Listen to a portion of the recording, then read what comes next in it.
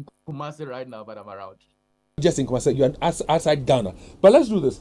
So looking at our situation currently, I mean, Galamsey here, environmental pollution there, everything is basa. We are at risk by way of what we ingest in terms of drinking, in terms of eating. Everything is in a mess right now. So we are all at risk, you know, in terms of kidney issues. Now you talk about transplant, you talk about donors and all that. Have we educated ourselves well enough for people to be prepared and willing to donate a kidney? Because we all have two. Have we been trained and educated well enough to say, well, I'm going to donate a kidney for somebody, and do we have the right experts? I know you can do a great job, but do we have enough experts, personnel in the system to even help with the transplant when the need arises? Yeah, so of course, I mean, do we have enough of anything in this country? I don't know. We probably don't have enough. But the point is that it's always good to start from somewhere.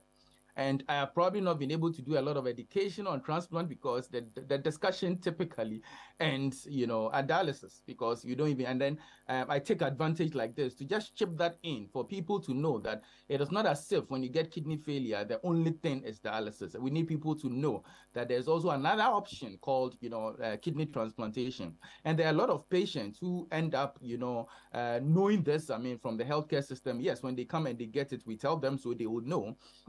And then I would say that when they know it, we also then will talk to their families, you know. So I have a lot of patients who have gone or who have had transplant done, and it's all education. So the point is that is it for maybe public consumption as it stands now?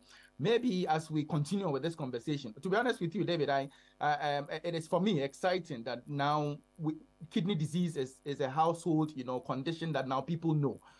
When we were discussing it some time ago, I mean, your normal patient or your average patient will come, and the first time they are hearing about kidney failure is when you are telling them. But now when I try to do a survey, I ask people, have you heard? Have you heard? They might know somebody who has had it, or somebody who came to the church to ask for some money, or some relative, or probably they had a relative who just died, or who is on admission. So now people, because they think it is I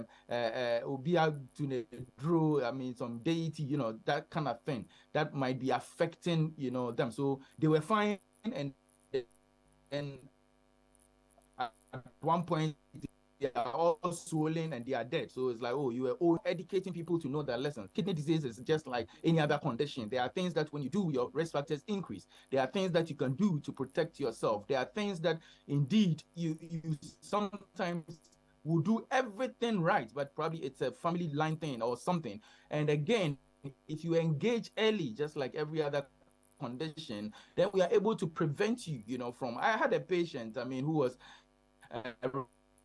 for, you know, dialysis, and as of now, the patient is still has not even gone on to dialysis yet. What are we trying to do? We are maintaining so it doesn't get any worse, and we have actually been maintaining this for the past 6 years. And anytime I see him, I get so excited, because it's like, if we had not done this, probably he would have been on dialysis, and we never know what will happen in terms of cost issues. But the issue is that indeed it helps to know that now people are becoming more aware, the peripheral hospitals are becoming more aware, and if that happens gradually, people get to know about it. And as we are having these conversations, somebody in their car, in their office now would hear a bit more about kidney disease. Yeah, and my NGO also has tried to, you know, get volunteers. I realize the work is a lot. One cannot do it alone.